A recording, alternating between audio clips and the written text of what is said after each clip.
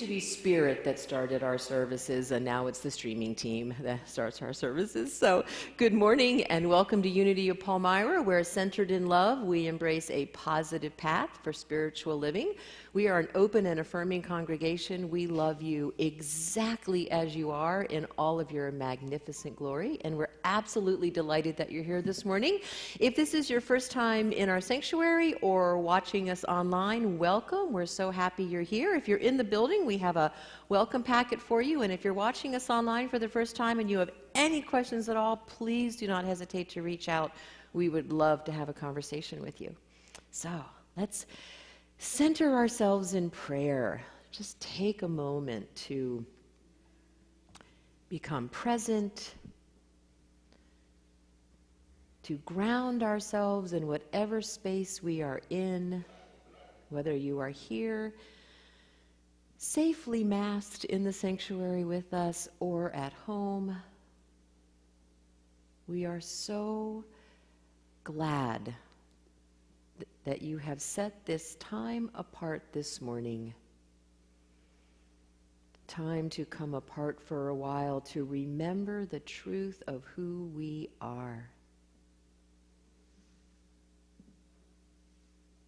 And to take this time at the beginning of our service to align ourselves with that truth, to connect our head and our heart and our spirit, to embrace both our humanity and our divinity, to welcome it all,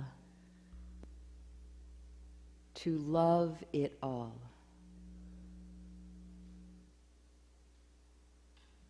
And so we breathe together.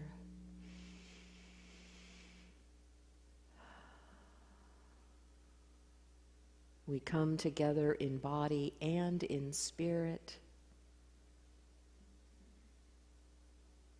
And as always, we enter into this time with gratitude as we say thank you for this time. Thank you for whatever space you are in, and most especially, thank you for one another. And so it is. Amen. So let's stand and sing.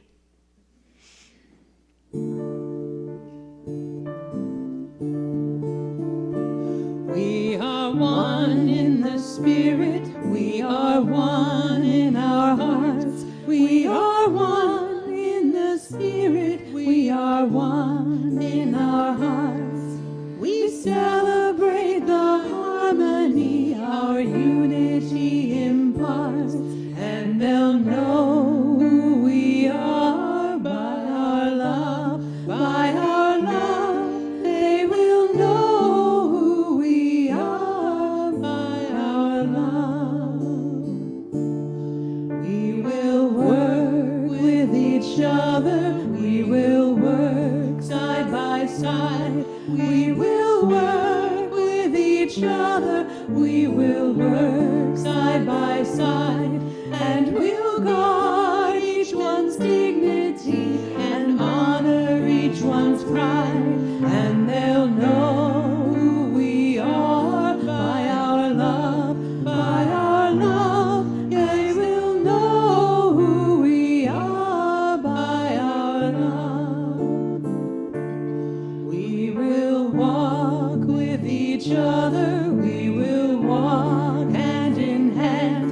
We will walk with each other, we will walk hand in hand, and together we'll spread the news that God is in our land, and they'll know who we are by our love, by our love. They will know who we are by our love.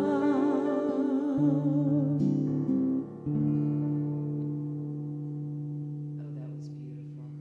So staying in that place of being known for our love, let's share together in our vision. Centered in love, we embrace a positive path for spiritual living. And our mission, wherever we are, We provide a welcoming community that inspires and encourages all who gather here through the teaching, sharing, and practice of universal spiritual principles. And one of the ways we practice those principles is to honor wherever you are on your journey. So if you are comfortable with the hug, we'll bring it in. If you prefer a handshake, just put out your hand and we'll honor that. And if you want us to leave you completely alone, we understand. Just stay right where you are and we will leave the perimeter around you. So have a great time.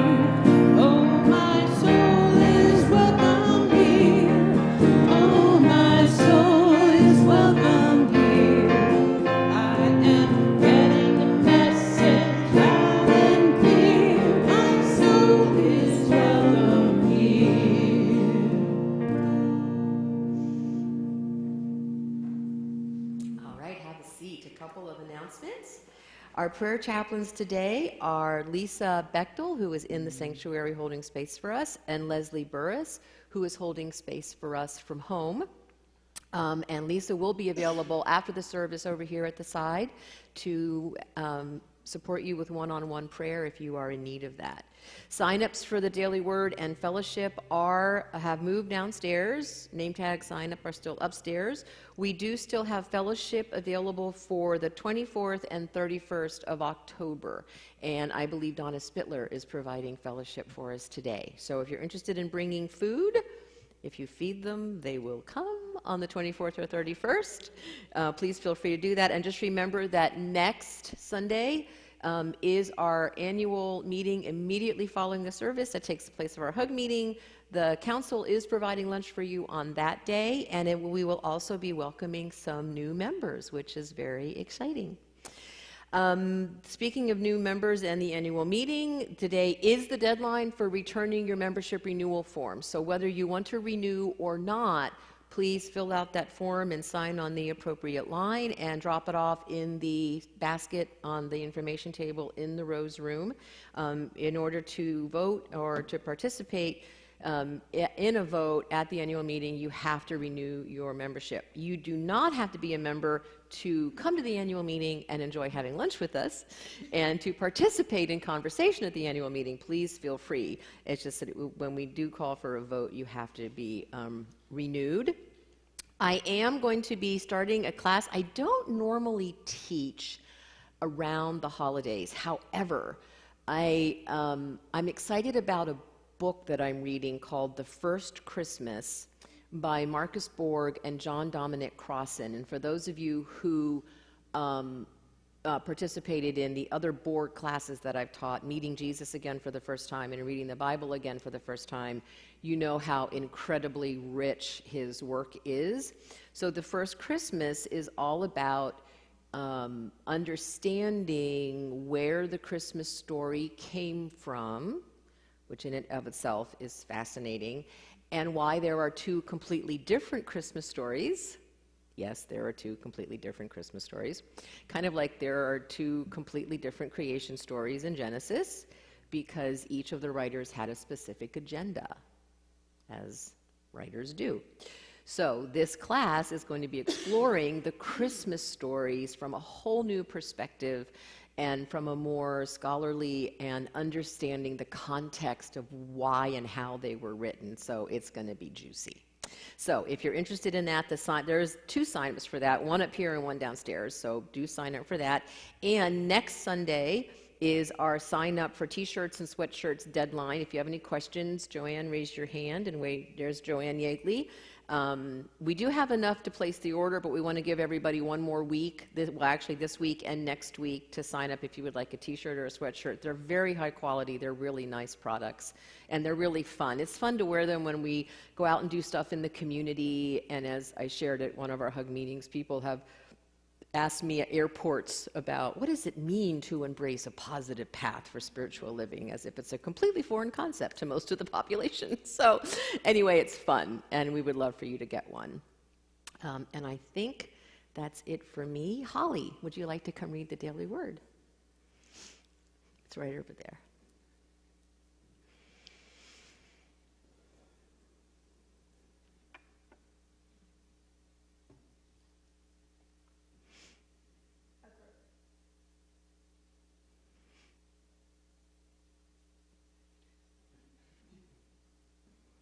I just sanitized, so it's okay. I can do this. There you go. You're welcome. Awareness of God's presence is my greatest joy. Awakening from a restful sleep, I give thanks for the new day and all the people who will be a part of it. Although I cannot know what will happen as this day unfolds, I remind myself that everything and everyone might lead me to a deeper awareness of God. This growing awareness is my greatest joy. Even if the day includes less than happy experiences, I will know the quiet joy and comforting strength of the peaceful presence of God that is with me always. I will rejoice today in being alive, able to think, to feel, to appreciate the sights, sounds, and aromas that fill my environment. I will discover joy anew as I recognize each person I meet today as a unique expression of the wonder of God. This is the day of the Lord has made. Let us rejoice and be glad in it. Psalm 118:24. I am home, my family is here. I feel loved by the ones I hold so dear. And when my family needs me, I promise to be there. And when I need my family, I'm lifted up in prayer. And one of the ways we support one another in this community is to honor what each of us love, and so we're going to ask for prayers for Sean Clifford, quarterback of the Penn State football team, that he makes a rapid recovery from whatever his injury was yesterday. And you know, it is interesting. We do joke around a lot about how much I love Penn State and that I bleed blue and white, and I'm not the only one in this room who does that. But I will say, at the end of the game, once I had processed my heartache, it was really fun to see how, thank you, Alan, how happy the Iowa students were, right? And we have to remember that these are students. This is a school. This is a game, right? And they were just as excited as we would have been if we had won at home against a major opponent. So I was able to balance my grief with enjoying their joy in the spirit of today's daily word. So let's take our hearts, both our grief and our joy, into this time of prayer as we support one another in whatever challenges we are experiencing. It really is true that when we share a challenge, it is diminished. Sometimes just speaking it to a friend or a companion or at the table in fellowship can help to ease the pain, disperse some of the anxiety. Just sharing it with another human being can be so reassuring as we remember that we are all spiritual beings having an incredibly human experience. One of the joys of community and the power of community is being willing to be vulnerable with one another, to be open with one another about those challenges just as readily as we are about the joys. And so this morning, if you are experiencing any anxiety, grief, struggle, challenge, anything that is disturbing the calm peace of your soul, we embrace you now with our comfort, our love, our understanding. It's been said that suffering is the great uniter of humanity. I know many of us have found that to be true. And so we embrace you. We love you. Through this cosmic web of energy, we send you our wisdom, our strength, our compassion, our courage, our resolve. We see you healed, whole, and healthy. And for those of us, like the Iowa community this morning, experiencing joy or gratitude, we invite you now to put it into this space so that we can share in that glee with you. So just as our pain is divided when we share it, our joy is multiplied when we share it. And for this opportunity to be in this time of prayer together, we are so incredibly grateful.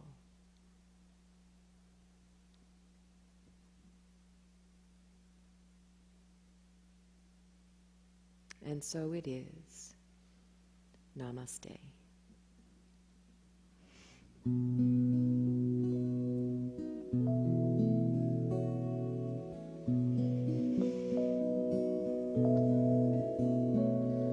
The God in me beholds the God in you. Namaste. The God in me beholds the God in you. Namaste. You are beautiful. You are whole. You are beautiful. You are whole.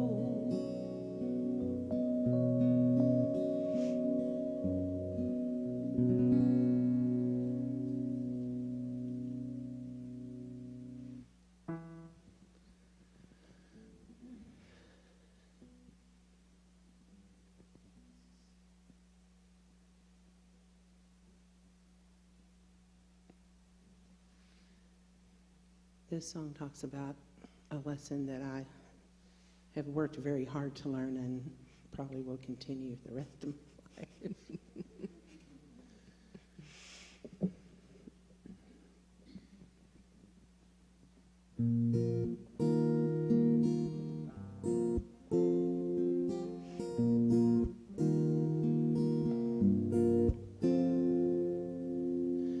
Take all of your wasted honor, every little past frustration. Take all of your so-called problems, better put them in quotations.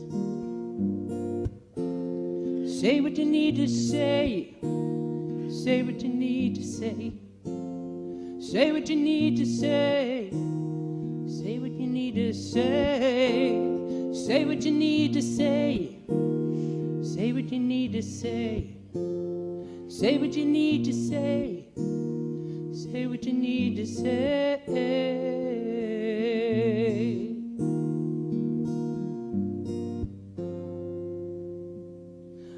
walking like a one-man army, fighting with the shadows in your head, living out the same old moments, knowing you'd be better off instead if you could only say what you need to say. Say what you need to say.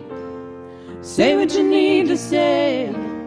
Say what you need to say. Say what you need to say.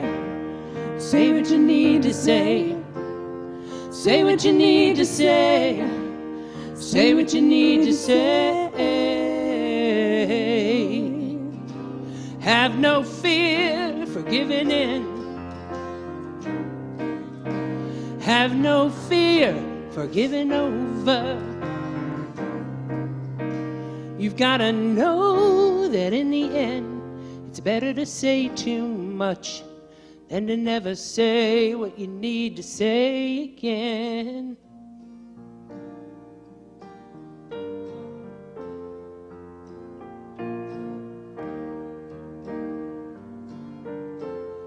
Even as your hands are shaking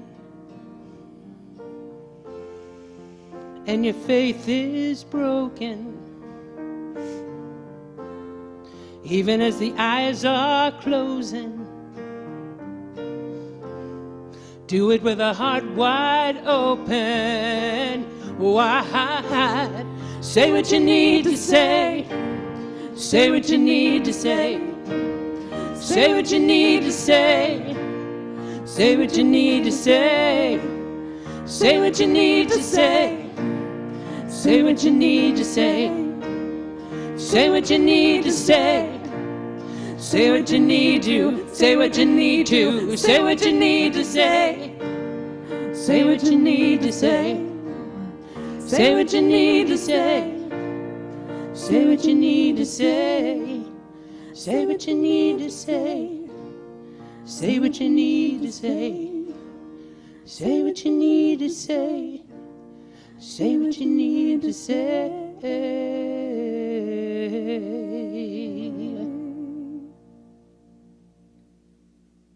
Wow.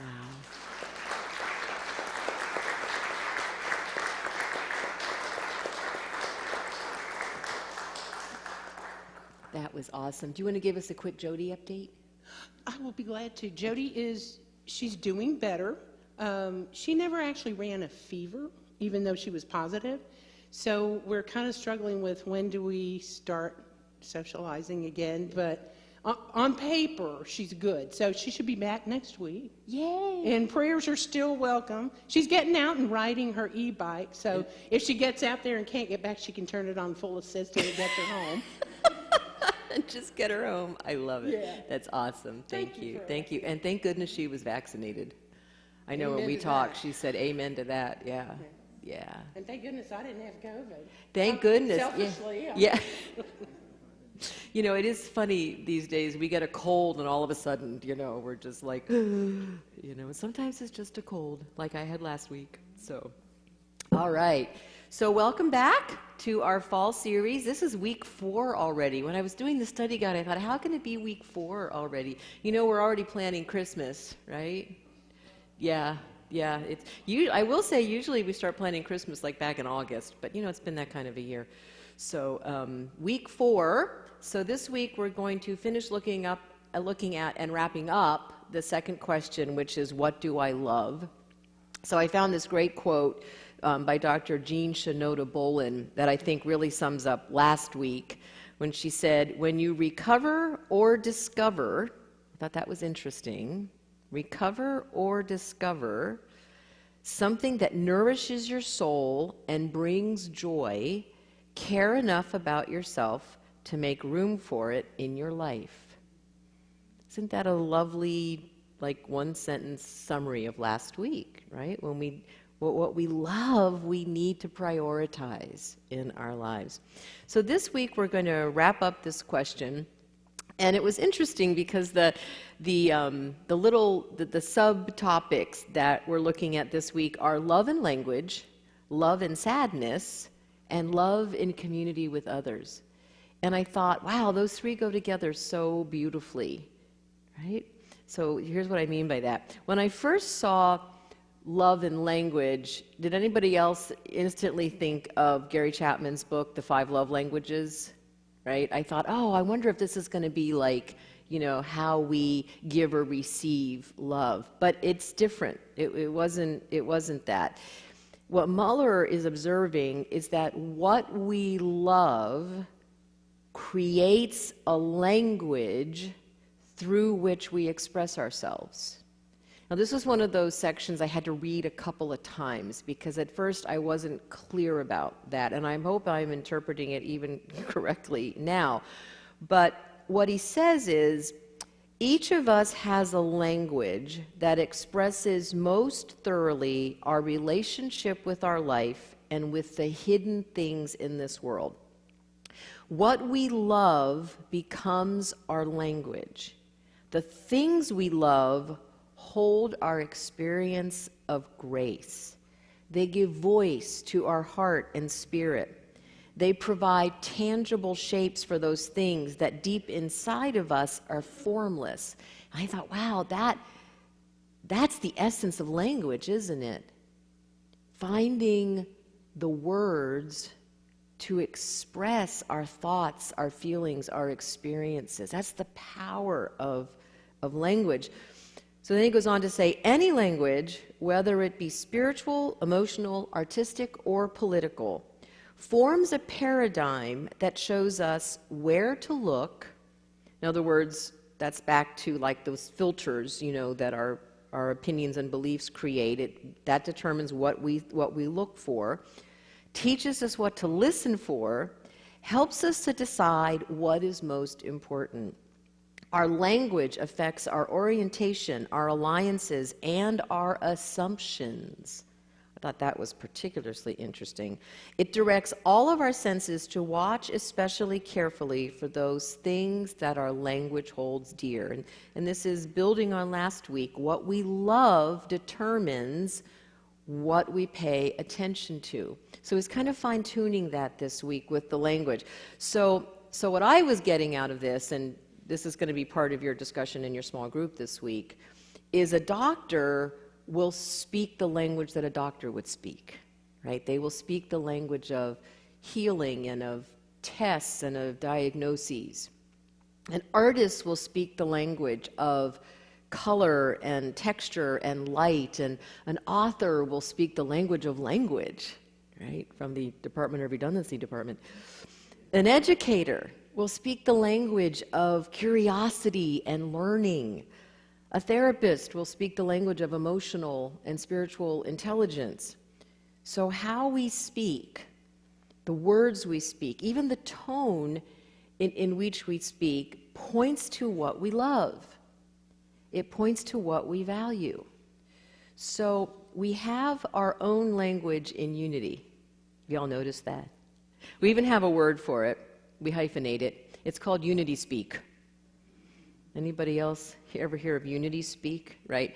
We also have a word that we call unity time, but really that's just late. I just want to go on record. We do not embrace unity time. We do not embrace late here in this community, all right? But we do have unity speak, right? And so this usually refers to our value of thinking positively, right? Of always looking for the opportunity around every corner, of looking for the pony. It's even reflected in our vision. Our unity speak is reflected in our vision. And like any language, it's most effective and most powerful when it comes from an authentic place, right? When we really believe that there is a positive path for spiritual living, that there is an alternative path to what many of us were raised with, which was, I don't know if we would call it positive, right? But we have to believe it in order for what we say we believe and what we really believe to energetically align. So he talks about this when he talks about the power of spiritual discipline. He says, a regular practice of meditation, prayer, writing, giving, or simply reciting a mantra can allow our mind to rest. Doesn't that sound lovely? Does anyone else have a hard time getting their mind to rest? I'm looking at you, Vicki, right? Seriously, it's like, oh, just be quiet, just for a moment, right? We find that it allows our mind to rest in what we love.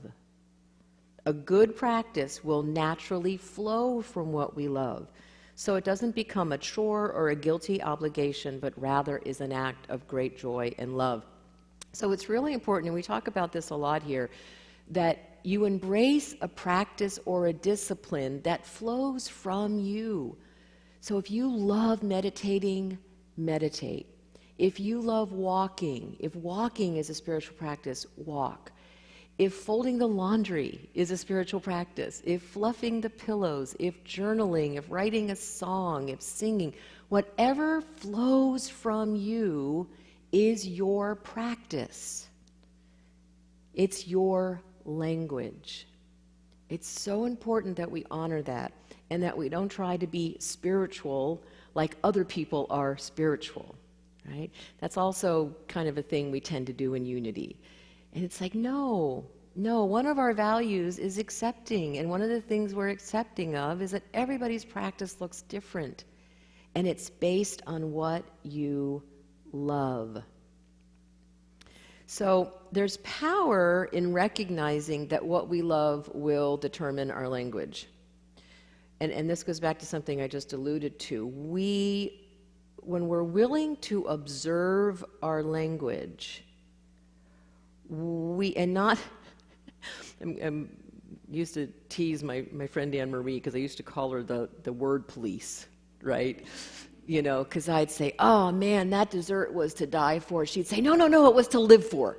I'm like, okay, whatever. It was really yummy, okay? You know, so that's not what I'm talking about.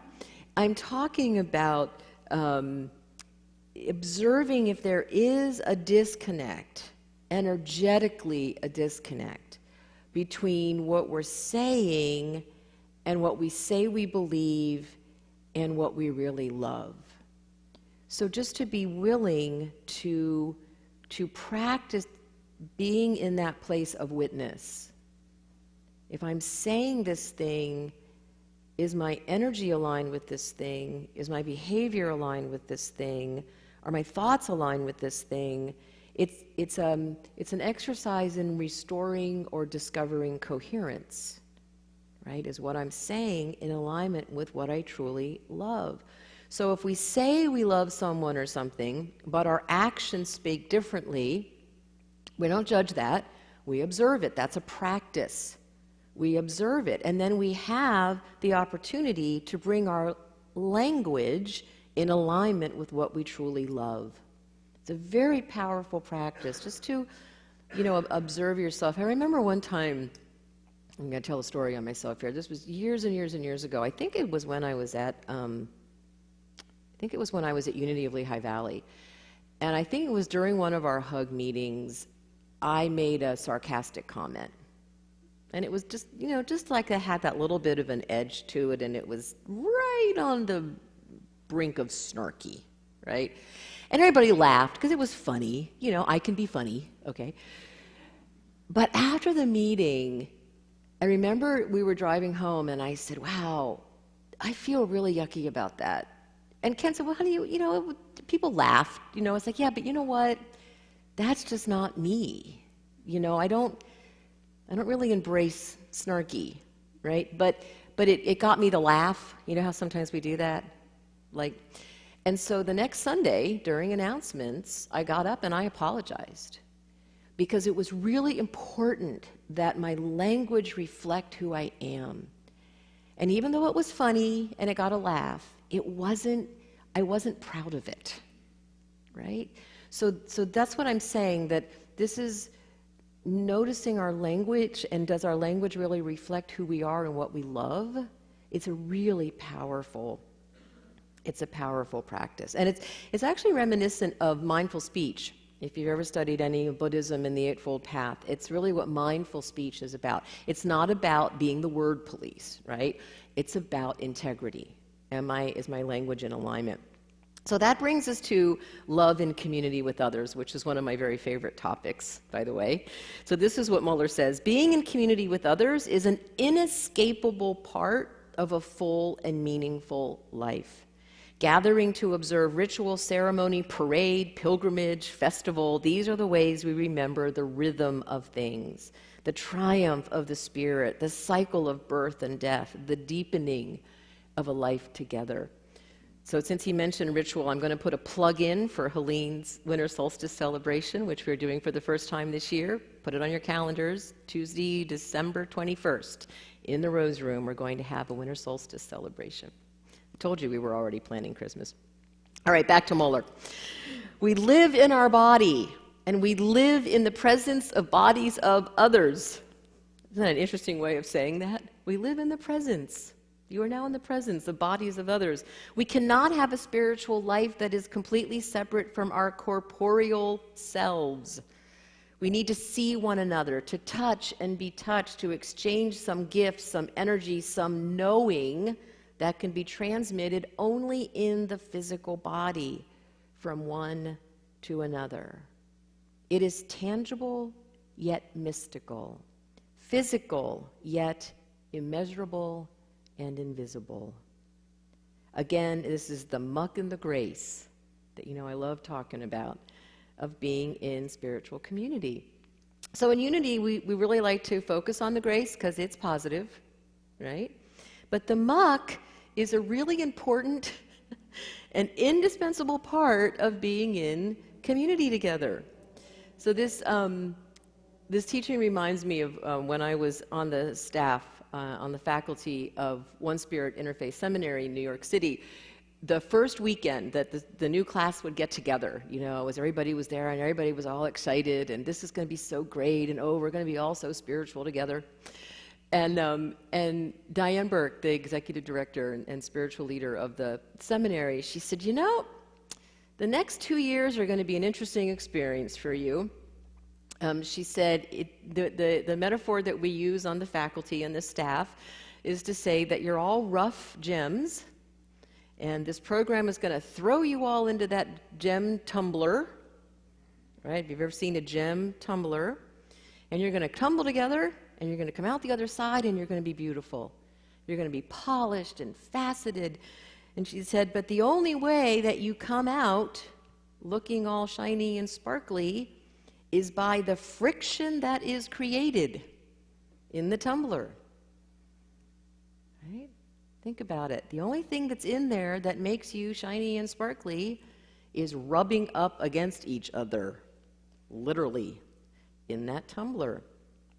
So without the friction, there is no polishing. So we would say through our tumbling and through your interactions, it's going to be both pleasant and uncomfortable. You're going to come out the other side polished gems, which cannot be made smooth and shiny without the friction. So being together in spiritual community is not without its friction. It's not without its muck. It's an important part of being in community together. It's learning how to be together when there is disagreement, when there are differences, when we are speaking different languages. You see how this all ties together so beautifully. So the first time I heard the expression, the beloved community, was when I was doing research about Martin Luther King Jr. I want to share something written by Kenneth Smith and Ira Zepp on his MLK's definition of the beloved community. They said, behind King's conception of the beloved community lay his assumption that human existence is social in nature. He said, the solidarity of the human family is a phrase he frequently used to express this idea. We are tied together in the single garment of destiny, caught in an inescapable network of mutuality, he said in one of his addresses. This was a way of affirming that reality is made up of structures that form an interrelated whole. In other words, that human beings are dependent upon each other. Whatever a person is or possesses, he owes to others who have preceded him. As King wrote, whether we realize it or not, each of us lives eternally in the red, meaning we owe. He said, recognition of one's indebtedness to past generations should inhibit the sense of self-sufficiency and promote awareness that personal growth cannot take place apart from meaningful relationships with other persons. That the I cannot attain fulfillment without the thou. So what he was recognizing there is it's easy to conquer anger and be completely spiritual and at peace alone in a cave somewhere, right? But where the rubber hits the road and where the real practice happens and where the real growth happens is when we are willing to be with the thou, when we are willing to be tossed into that tumbler together and come out those beautiful polished gems. So I'm currently working on a team with two other colleagues. We're creating a study guide based on Jim Lockard's book called The Beloved Community, Creating the Beloved Community. And I love his definition of it. It's a little simpler, but it has the same energy as Dr. King's. He says, the beloved community is a collection of individuals who are learning how to love themselves, love one another, and love the universe. Inherent in this definition is the importance of becoming clear about what we love as individuals so that we can bring that to the community and then contribute to what the community loves. So notice the order he put those in. A collection of individuals who are learning how to love themselves. What does that sound like? Love your neighbor as yourself, right? We tend to forget that yourself part. How to love one another, and then how to love the universe. But it starts with us getting exquisitely clear about what do we love, and are we capable of loving ourselves. So this is why several years ago we came together and we created our vision, our mission, and our values. Right? That was not just an academic exercise. Those are statements of what we love as a community. It's a statement of who we decided that we were in the universe, what we love about each other, what we love about our community, and how we want to contribute to the universe. So we love learning, and we love diversity, and we love compassion, and we love growth, and we are contagiously optimistic, right? Notice how all of those values helped to get us through the last year and a half. As we practiced what we said we loved, how they helped us to get through. That clarity as individuals in a community is so important because it defines us. It creates the language that we speak. It tells us who we are and who we're not. It's very important to be clear about that. So I believe it's also within the context of this beloved community that we're free to express all the aspects of who we are, including our sadness. And that's where we wrap up love with love and sadness. You know, it's only been in recent years in Unity that we've even looked at sadness or fear or anger or our shadow.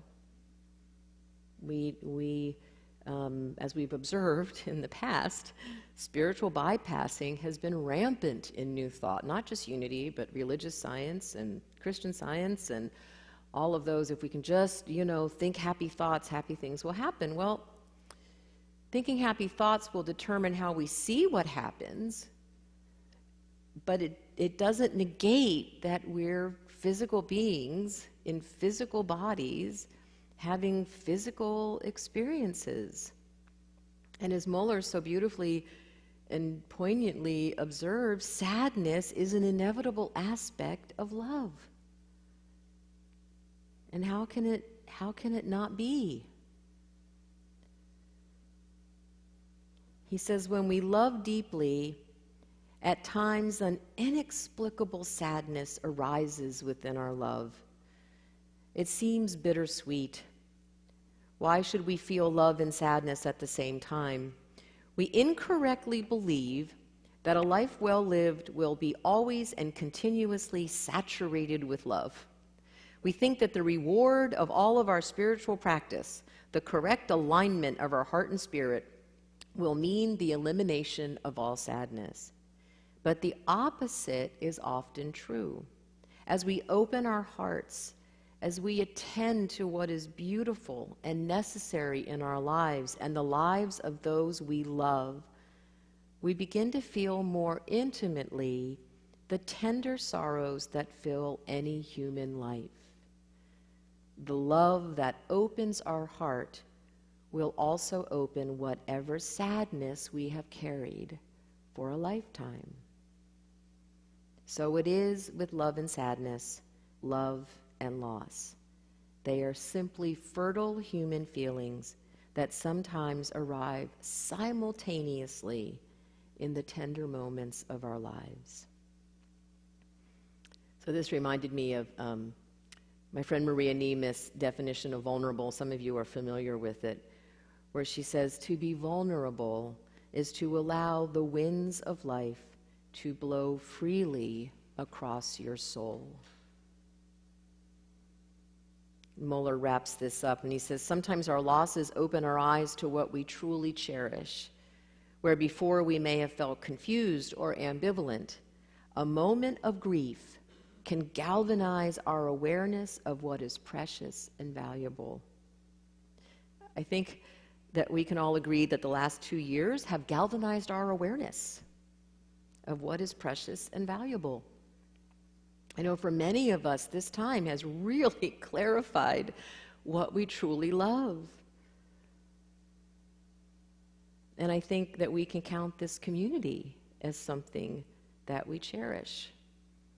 Because boy, have we tumbled together over the last 2 years, polishing one another, shining our light.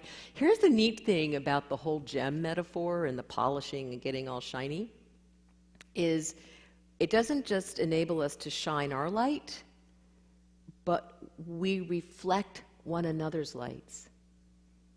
When you put all those gems together, it creates this beautiful, refractive rainbow of color and sparkle and shine as we reflect one another's lights. So we are becoming that beloved community. Not by going through an easy time together, but by going through a hard time together. And we've become clear that we are stronger together, better together in this community.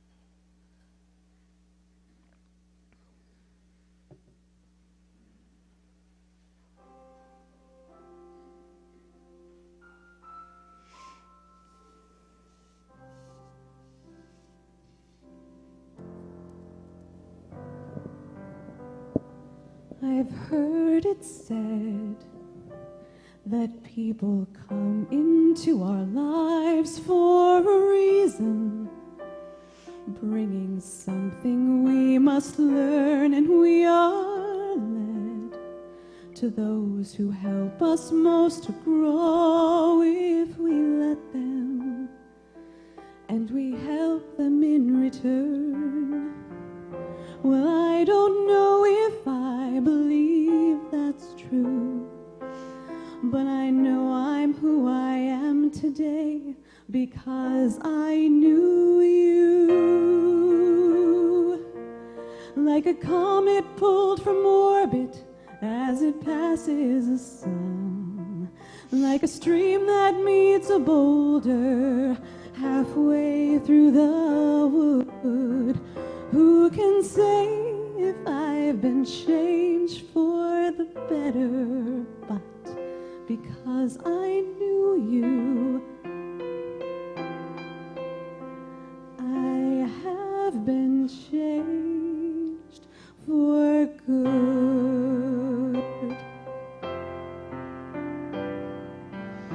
It well may be that we will never meet again in this lifetime. So let me say before we part, so much of me is made of what I've learned from you.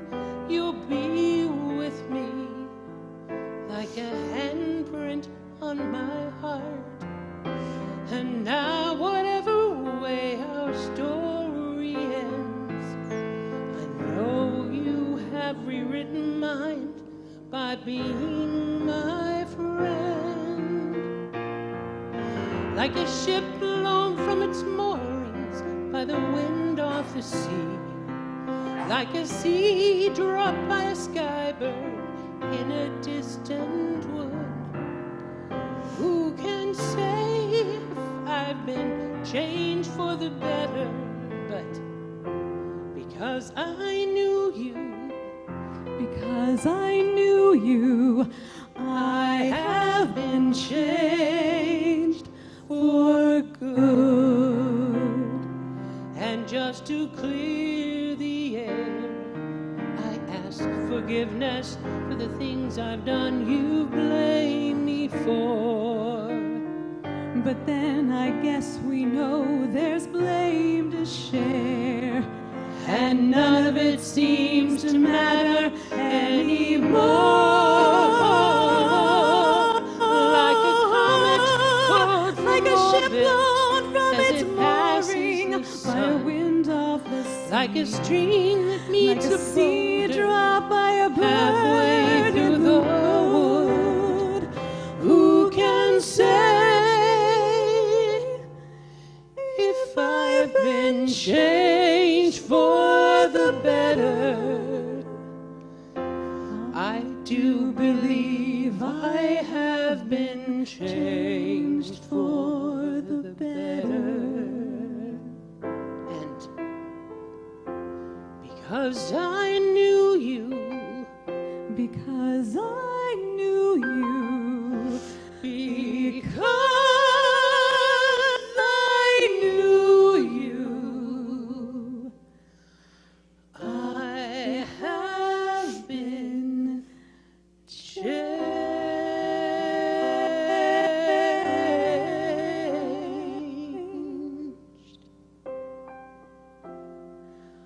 for good.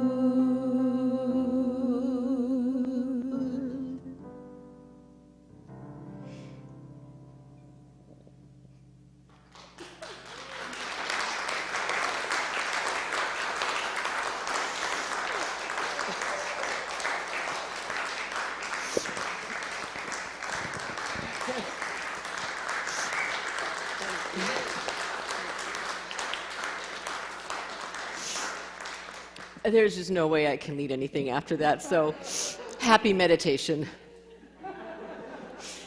When we were planning the music for today, we just thought that was such a beautiful reflection and so beautifully done of the love in this community and how we have tumbled together and polished one another and loved one another through happy times and sad times and are better for good for one another.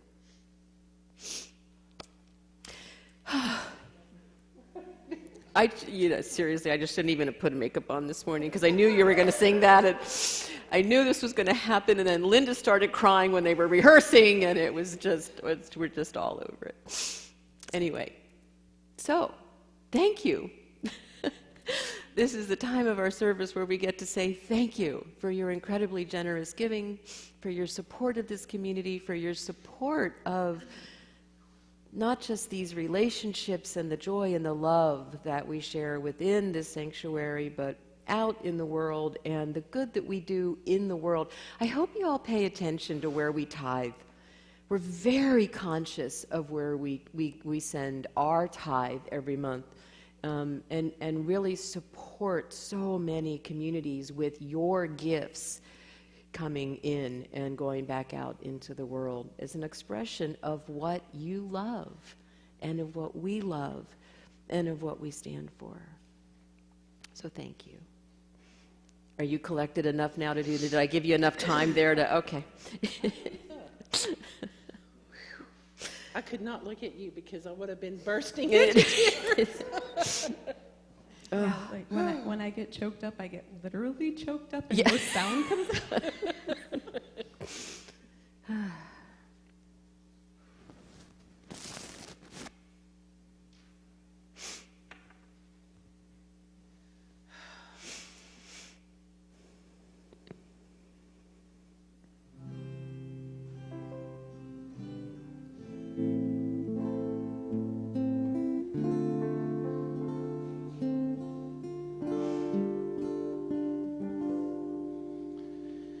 You say you see no hope.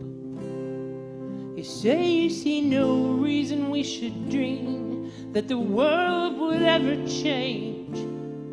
You're saying love is foolish to believe, 'cause there'll always be some crazy with an army or a knife to wake you from your daydream and put the fear back in your life. Look, if someone wrote a play just to glorify what's stronger than hate, would they not arrange the stage to appear as if the hero came too late? He's almost in defeat. It's looking like the evil side will win.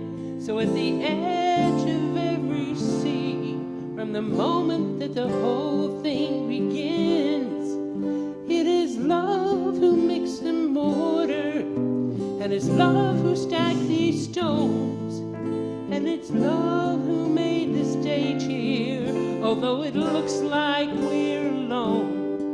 In this scene set in shadows, like the night is here to stay. There is darkness cast around us, but it's love that wrote the play. For in this darkness, love will show the way.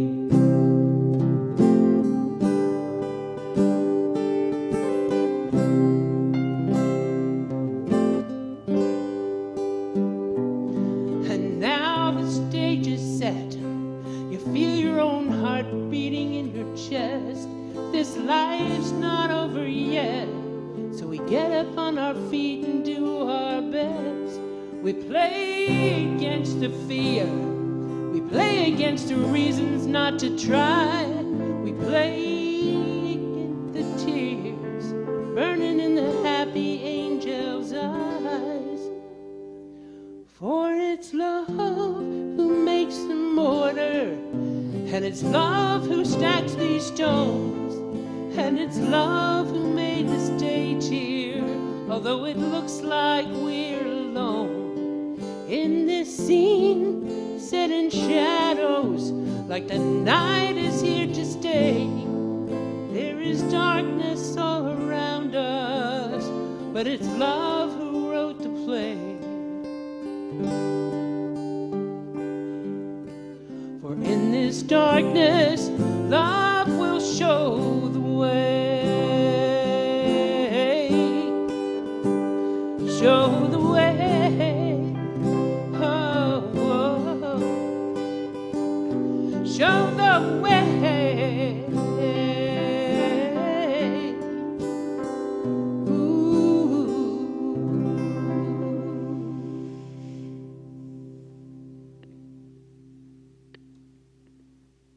I love it. Love will show the way. So here's your homework this week. You get homework.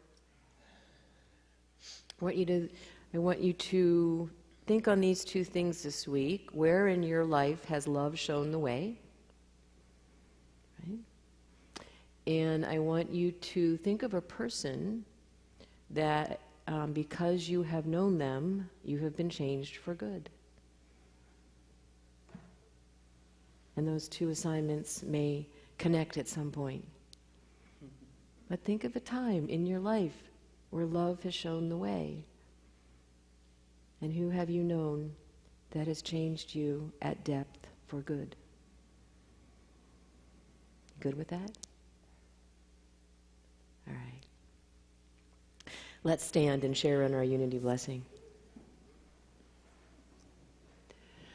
Together, we love you, we bless you, we appreciate you, and we behold the Christ in each and every one of you. And aren't the slides pretty this morning?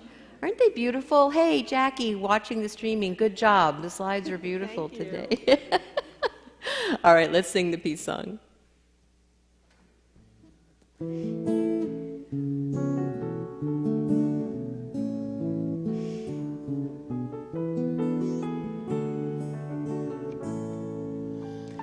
Let there be peace on earth, and let it begin with me. Let there be peace on earth, the peace that was meant to be, with God as a leader, united all are we. Let us walk with each other in perfect harmony. Let peace begin with me. Let this be the moment now. With every breath I take, let this be my joyful vow, to take each moment and live each moment in peace eternally. Let there be peace on earth, and let it begin with me.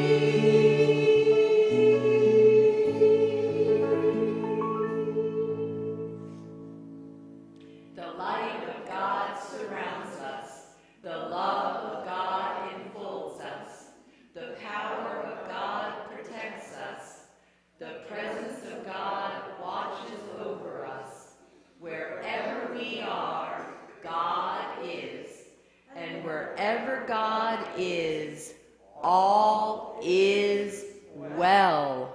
Amen. Do your homework this week. Join us downstairs immediately following the service for fellowship. We love you. Bye-bye, Facebook and YouTube land.